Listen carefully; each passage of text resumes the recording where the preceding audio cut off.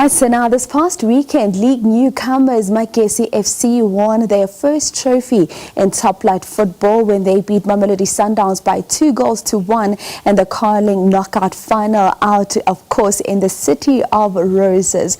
We have now roped in the person who put together Magesi's winning strategy, none other than head coach Clinton Larsen. Coach, a good morning to you. Thank you so much for joining us on Sports on Morning Live.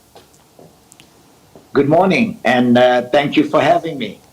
Coach, I want to start with just speaking about how the City of Roses has been so good to you, because this is not the first time that you get to lift a cup trophy in this beautiful city that loves the beautiful game so much.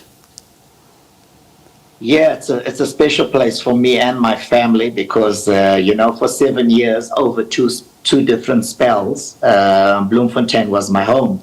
So to go back there in front of friends, in front of my previous club supporters, it was also a special moment. A special moment indeed, Coach, and I think a lot of people watching right now would have loved to have an ear in the change room during the halftime break, because many of us watched the final and we thought, what a game of two halves, because in the first half we saw Mamelodi Sundowns team just dominating, not only in terms of position but in terms of just taking those shots at goal. But come the second half, it was Magesi all the way. Coach, what did that conversation look like? What did it sound like during that halftime break? Yeah, well, at halftime, things didn't go according to plan. We were hoping to come in without conceding a goal, but unfortunately we did. So we had to change things up a bit. And, we had to now press a little bit higher. We had to tweak our system slightly because we knew as well that they're going to be pushing for the second goal to kill this game off, because they've got a Champions League game on Tuesday, and there's no way that they wanted to go to extra time or penalties. So we knew spaces would open up, and that's exactly how the first goal came in. Both their fullbacks pushing high, and we tried to, and that's exactly what we worked on at training, for our wide players to try to expose those spaces on the side. And we got the cross from Chirambadare and the header from Kakora. And at 1-1, it's anybody's game. And fortunately for us, we got a late winner. And based on that second half, I think a deserved one. Indeed, Coach, a deserved one. And we look at your run in the entire curling knockout tournament, just being able to be consistent in your performances. We look at your game against Richards Bay. We look at your game against TS Galaxy. We look at the final against Sundowns. 2 shots on goal, on target, and those were your goals in the final. The same thing with Richards Bay, the same thing with Galaxy. So your team just saying to themselves, whatever shots we get on target, we need to find the back of the net. Yeah, firstly, I must compliment my defense, and in particular Elvis Chipazeze. He's been outstanding for the entire tournament, and the defense as well has played their part.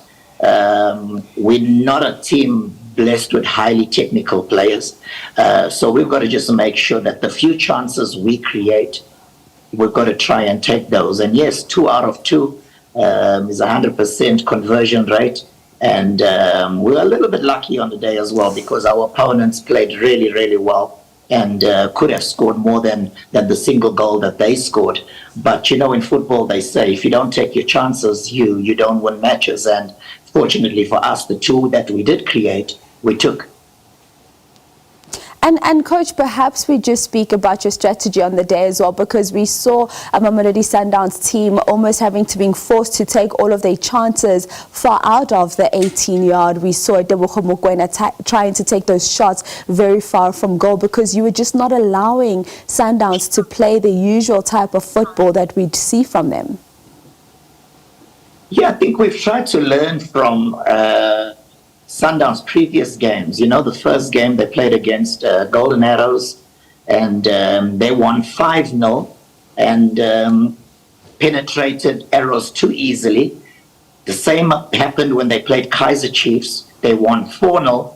So we didn't want to give them space in behind, number one, because the pace of the likes of Shalolile, Rainers could hurt you. And we wanted to make sure that their strong combination play didn't penetrate us centrally. So we knew as well it's going to have to take something very special to beat Elvis from 20, 25 meters. So we wanted them to shoot from distance instead of them penetrating us centrally. So that was the plan. It worked because everything that they threw at Elvis, he had covered. And very, very proud of the execution from our defensive unit in terms of following our tactics and executing it the way that they did. You speak about Elvis Chipezeze, coach, a man who throughout the Carling knockout eventually walked away with 400,000 because in all 4 games he's won man of the match, voted for by soccer lovers. And how much of an importance is he to this team, and just in terms of seniority and experience? Because you look at Elvis, you look at Chirambandare, the players that many would say came to Magesi to almost revive their careers, and players that many would not give a chance, but they found Magesi, gave them a chance, and now the task is to you and the rest of the team to take this form and continue it as well into the Betway Premiership. Yes, firstly, Elvis has been outstanding, like I said, throughout the tournament. He is the captain of the team, he is the leader, and he's leading by example with his performances.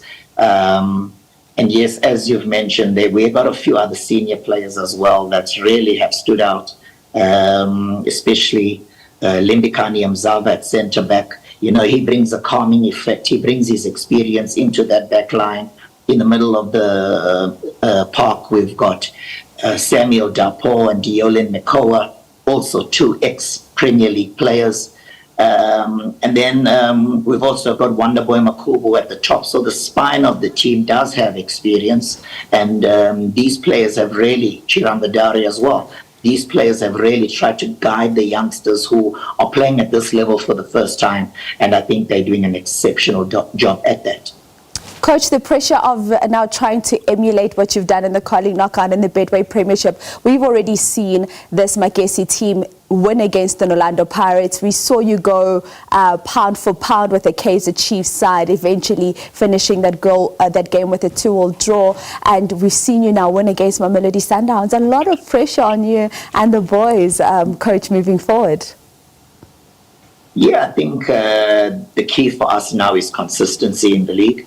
We've got to just make sure that we apply ourselves just as we have done throughout the Cup. And it's not going to be easy. We've got 24 league games left. And I think now we 8 unbeaten. In our last 8 games, we've won 5, drawn 3. So there is a bit of confidence developing within our club. And, you know, key to our consistency has also been the fact that we've not made and tinkered too much with our starting 11.